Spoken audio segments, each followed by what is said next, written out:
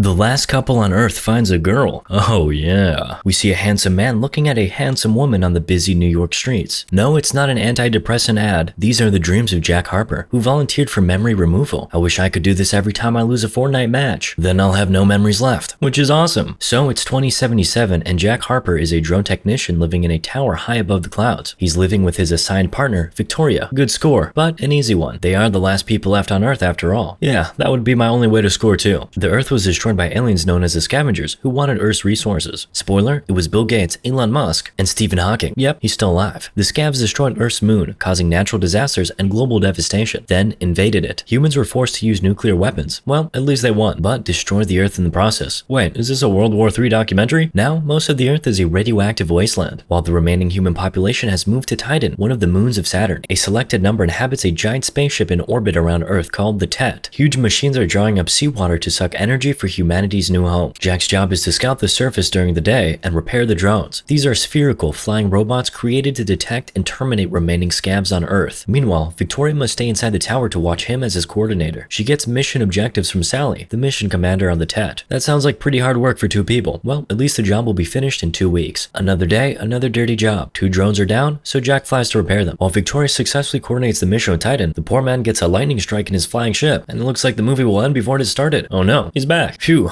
that would have been a short video. Jack finds a drone on what was the Super Bowl stadium and repairs drone number 166. Jack shares with Victoria what he read about the last Super Bowl game in 2017. He encounters a dog and spooks it away before drone number 166 fully recovers. Lucky one, the pup was almost killed. The aliens that were hiding all that time in the stadium have retreated. Uh-oh, someone is being watched. Meanwhile, Jack feels moody about leaving the Earth soon. He's a conservative and loves hanging around what was his home before the massive Chernobyl. Victoria here doesn't care. There are no shopping malls left on Earth. Jack takes his bike and searches for the last drone on foot, and he finds it in a sinkhole. Dangerous. While Jack goes in, aliens watch him from a distance. Now it's perilous. Jack goes inside what was the New York Public Library back in the good old days. He loses contact with Victoria, but found the drone. Oops, it's a trap. Jack gets attacked by scabs, but using his skills and pure luck, manages to escape. Not back in the library. With no gun left, Jack takes his pistol out and gets ready to get penetrated. But look who's that. Number 166. Gets here right on time to save his human butt, destroying all the aliens. Jack gets out, managing to grab a random book before leaving the library. Don't forget to return it in a month. Book is full of poetry, something about Horatius. Darn, bad luck. I was hoping for Rich Dad, Poor Dad. Jack returns to the tower and gives Victoria a flower he found. Thanks, Jack. I'll throw it away now. Moody. Actually, she did it because there were some regulations, and they were only 2 weeks away from completing their mission. She doesn't want to touch toxic plants. Nah, she's just mad at you because you didn't close the cap on the toothpaste this morning. Classic woman moment. During the dinner, Jack shares his thoughts about aliens. It seems they weren't trying to kill him, but rather catch him, then clap him, or kill, possibly. But our boy is tired of Victoria being the only woman on Earth, so deep down, he probably wants it. Victoria fights for her man by having a sussy swim in the pool. It's a good attempt, but Jack keeps getting flashbacks of a mysterious girl he knew before the war. But no time for dreaming. A huge mushroom explosion is up on the horizon. Did the friendly CSGO players finally decide to strike us? Nah, just a water machine that exploded. Jack gets a beacon signal from the bombed out Empire State Building and goes there to investigate. They discover the signal's coded coordinates of nothing particular. Jack believes it's the work of scabs and cuts it. He then tells Victoria that he'll do some perimeter checks around the border where the radiation zone meets the safe area. Oh yeah, classic perimeter check. Dad used to do those too for years. Then I found out I got a brother named Juanito in Mexico. Jack visits his secret house by a lake in a lush green valley hidden away from view. Now I see why he doesn't want to go to Titan. He falls asleep chilling on the grass and awakens to see objects parachuted down from the sky. They crash land right on the coordinates from the transmission he saw before. He flies to investigate, although Victoria and the commander ordered him not to. He finds humans in Delta Sleep pods scattered around the wreck, and one of them is the girl from his dreams. Look who's here, Mr. 166. He arrives and begins destroying all of the pods. Defend, not destroy. Guess they don't follow Asimov's rules. However, Jack manages to save a pod with his dream girl by acting as a shield, since 166 is programmed not to terminate him. The aliens watch from a distance. Jack takes the pod back to the tower where Victoria manages to wake the woman from deep sleep. The girl wakes up, vomits, calls Jack by his name, and falls asleep. And that's what my last club visit looked like. We find out the girl's name is Julia, and she's been sleeping for 60 years now, so she fell asleep before the war. Well, rise and shine, sleepy bird. The world is destroyed. Reminds me of when Jared Leto took a no-internet trip to the desert and came back to find the world in lockdown. Imagine his face. This actually happened, by the way. Anyway, Victoria is not happy at all. She smells competition. What can I say? When there are only 2 women on Earth, competition is indeed intense. Jack reveals he remembers Julia. Bad idea, you're only escalating the situation. They go to sleep, but Jack feels an itchy feeling somewhere and goes up to Julia. The girl says she needs to get to the ship, so Jack follows her orders like a pup, without telling Victoria. Oh, she's furious. After they receive the data recorder, Jack realizes they're surrounded by scavs. Too late. Boom. Unconscious. He sends the aircraft back to the tower tower just before passing out. When reporting to Tet, Victoria requests a drone scout in the missing area without actually saying what happened. Smart move. Maybe. Or maybe the call for backup would be a smarter one. Jack wakes up, tied to a chair. Suddenly, Morgan Freeman reveals himself and starts a monologue about the Earth, cosmos, black holes. Nah, just joking. He just reveals that the scavs are not aliens but humans, and drones are programmed to kill the remaining humans, not aliens. So humans have to wear alien costumes and imitate their voices to confuse the drones. And guess the worst news. The real aliens are inside the Tet. Shocker. The leader of the scav is actually the leader of the human resistance named Beach, and he needs Jack's help. That's a very unfortunate name, by the way. They have a stolen drone and 10 power cells from other drones they have brought down. They also scavenged the weapons-grade plutonium power cores from the wrecked ships like the one Julia was on. Humans turned the stolen drone into a nuclear bomb, and now they hope to destroy the Tet with it. As a skilled drone technician, they hope for Jack's help to reprogram the drone. Great story, bro, but Jack still has doubts and thinks there are humans on Tet. Well, too bad. The not aliens aren't that patient, so they bring Julia and aim a gun at her. They almost shoot when the drone searching for Jack arrives. With problems, humans manage to take them down. Then, Beach releases Jack and Julia, saying that he will find the truth in the forbidden radiation zone. The two ride Jack's motorbike, but it runs out of fuel, so they hike to the Empire State Building, where Jack manages to signal to Victoria. She sends the aircraft to pick them up. While they're both waiting, Jack asks Julia who she is. Oh, you'll love it. Turns out they were both from the spacecraft Odyssey, and she is his real wife. Julia tells how they were standing together on this balcony when Jack proposed to her, and he clearly remembers it. They hug just as the aircraft arrives. Oh, Victoria sees it all. Jack and Julia fly to the tower, asking Jack not to report to Tet before arriving. What would an upset and jealous Victoria do? Of course, she messages Sally saying she and Jack are no longer an effect.